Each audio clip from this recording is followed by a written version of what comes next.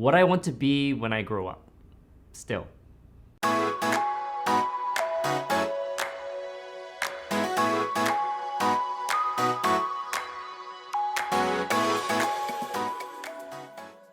I spent the last 2 months engaged in conversation with an assortment of individuals about what I want to be when I grow up. Yes, I'm still trying to figure that out. In fact, I don't think I ever really settled into a career as of yet that made me go, wow, I want to do this for the rest of my life. The thing that fascinates me the most, though, is that I'm not alone. There are so many individuals out there wondering the same exact thing. Aside from exploring my own interests, I spent a great deal of time conversing with others, often strangers, on what paths they should take as well. And it seemed as though the article I wrote about data science resonated with many of you who are in careers at the intersection of healthcare and technology.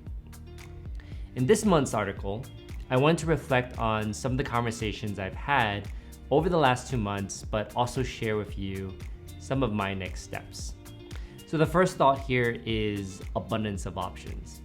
A common theme in all of these conversations were the abundance of options and the various paths one could take in this realm. And here's a list of a few that continuously came up in those conversations. Data scientist, data engineer, data architect, research scientist, research engineer, product manager, software engineer, consultant, biomedical informatician, and clinical informaticist. Personally, there are aspects of each that I really enjoy, but there's also always something about each that makes it difficult to fully invest in. For example, a PhD appears to be mandatory for a research scientist, but not a research engineer.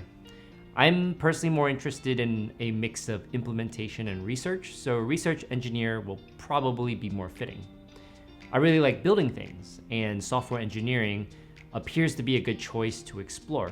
It'd be amazing to build something end-to-end one day, but I'm not sure if I want to invest all my time into learning all the skills required to do so, as I have other interests I'd like to explore. Besides, it seems as though the path towards software engineering may involve detours outside of healthcare, and perhaps not necessarily a bad thing, but I like to make decisions based on my lifelong goals, which involve that quadruple aim. More on this in the last section. When it comes to product management, that comes up often, and there are many who suggest this as an option to explore further given my domain expertise. This is something I recommend to others that come from clinical backgrounds as well, since I think it leverages a lot of our background to influence the development of products that our users would truly appreciate. And the thing is, many pharmacy informatics roles or clinical informatics already provide a bit of this experience, and I'm looking to dive deeper into the technical weeds of a product and also think that I'd be a better product manager in doing so. So something I may explore down the road, but it doesn't really resonate with me currently. The path I'm still most interested in exploring is data scientist, for many of the reasons I outlined in my prior article. It's not a definite yes as of yet, as I worry it'd be too far removed from direct patient care, and I'd lose sight of what's important. Granted, that can be said of many of the roles I mentioned earlier, so the point might be a little bit moot. As you can see, I'm still in a state of flux as I figure out what roles interest me the most, which brings me to the next topic at hand, fundamentals. And this whole section is about thinking differently. When I was at Mayo, I discovered the value of working on different teams. For example, I was part of the clinical decision support team, but also on the pharmacy informatics, antimicrobial stewardship, and infection control teams as well. Some of the most innovative solutions we used to build the hospital rules-based system into Epic for our antimicrobial stewardship team involved the learnings from our work on clinical decision support and pharmacy informatics. Similarly, the benefits applied the other way, as well as lessons from antimicrobial stewardship, shaped the direction of how we handled configuring medications for the entire enterprise. In fact, we piloted many of the ideas that became the norm for other specialties. Now, as expected, a typical long-winded example to illustrate a point.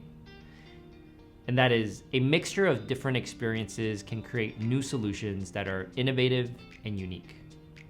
This is one of the key reasons why I switched my trajectory from biomedical informatics to computer science. I think the knowledge gap I have in the fundamentals of computer science is a lot larger than the other areas I've explored, like pharmacy, informatics, and public policy. Objectively speaking, I think the value, as measured by the amount of benefit given the cost of resources, is highest with computer science. Examples here include having a better understanding of concepts like big O notation, or simply being able to communicate more effectively with my engineering counterparts. Thus, the next step in my journey is the pursuit of an MS in computer science at Stanford University School of Engineering.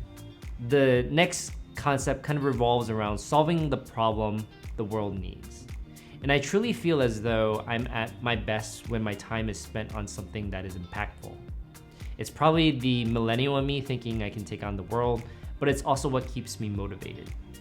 This easily manifests into something that becomes more and more certain as the years go on, which is starting my own business.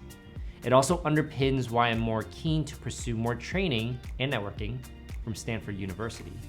Many of the students there are working on their own startups part-time or drop out to work on something full-time. I'm keenly interested in exploring more of my ideas with other entrepreneurs looking to solve a problem that the world needs. I was recently working with Jay Wee on logo designs and went through the exercise of defining what my business would be about. I've done it many times in the past, especially when I started ImproRx or Pharmacy Informatics Academy, but it becomes a bit more clear each time I do it. And here's a short snippet of what's on my mind currently. So my vision is to connect the world's healthcare data. My mission is to train the next generation of biomedical informaticians in pursuit of the quadruple aim of healthcare. Now for my values, they are bias for action. I value action over ideas. The former leads to results while the latter is, well, a dime a dozen. It's partially influenced by Amazon's leadership principles. Extreme ownership. Influenced heavily by Jocko Wilkins' book, Extreme Ownership, I think we should take accountability and ownership over every decision. Leadership and management isn't just a top-down approach, but bottom-up as well. Thinking big. Crazy people are crazy enough to think they can change the world are the ones who do. Quote by Steve Jobs. I think I may be too idealistic at times, but I've come to embrace it. Besides, if we were being too realistic, we may never have had things like airplanes. Universally accessible. As stated in the Constitution of the World Health Organization, the enjoyment of the highest attainable standard of health is one of the fundamental rights of every human being without distinction of race, religion, political belief, economic or social condition, especially when it comes to finances. Everyone should be able to learn anything and everything regardless of how affluent they may be. My experience at the Johns Hopkins Bloomberg School of Public Health's MPH program has deeply cemented this into my values, and it will stick with me forever. Lifelong learning. If being a student was a career, it'd be the easiest decision for me to make. I strongly value the pursuit of continuous learning and being open-minded to new ideas. Einstein once said, insanity is doing the same thing over and over and expecting different results. We probably need new solutions to tackle the issues that we have today, and you can't really do that remaining status quo. Give more and take less. As healthcare professionals, we aim to serve the public. I believe that we should prioritize the decisions that add value to the lives of others. You can't really go wrong with creating more of this in the world. Empathizing cross-functionally. From the perspective of a healthcare professional, I understand this all throughout pharmacy school at the University of Florida because of this amazing video from Cleveland Clinic, which I'll link below.